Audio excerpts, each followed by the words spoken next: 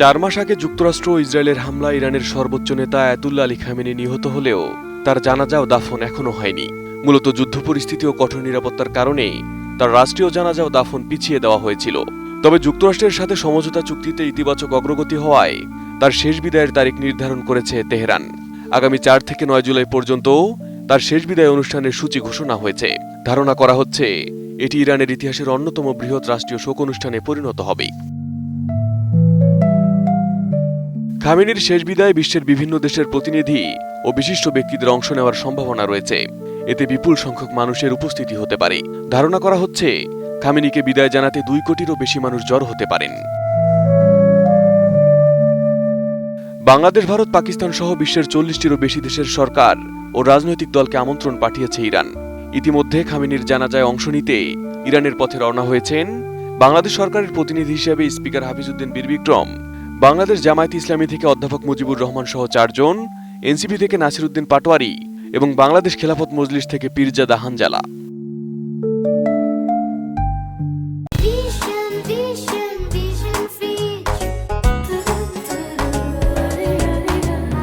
প্রকাশিত কর্মসূচি অনুযায়ী আগামী 4 জুলাই রাজধানী তেহরানে খামেনির মরদেহ সর্বসাধারণের শ্রদ্ধা নিবেদনের জন্য রাখা হবে।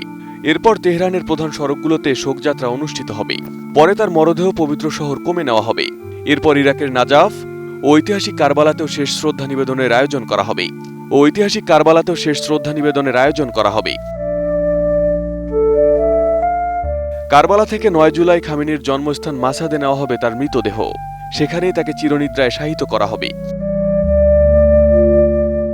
কারবালার ঘটনা ইসলামের ইতিহাসে অত্যন্ত গুরুত্বপূর্ণ এবং আবেগপূর্ণ একটি অধ্যায়। বিশেষ করে ন্যায়, সত্য, ত্যাগ এবং অন্যায়ের বিরুদ্ধে অবস্থান নেওয়ার প্রতীক হিসেবে এটি মুসলিম বিশ্বে গভীর তাৎপর্য বহন করে। শিয়া মুসলমানদের কাছে কারবালা তাদের ধর্মীয় পরিচয়ের অন্যতম কেন্দ্রীয় ঘটনা। তারা ইমাম হুসেনকে সত্য ও ন্যায়ের জন্য আত্মস্বর্গের সর্বোচ্চ আদর্শ হিসেবে স্মরণ করেন এবং মহররম জুড়ে শোকানুষ্ঠান পালন করেন।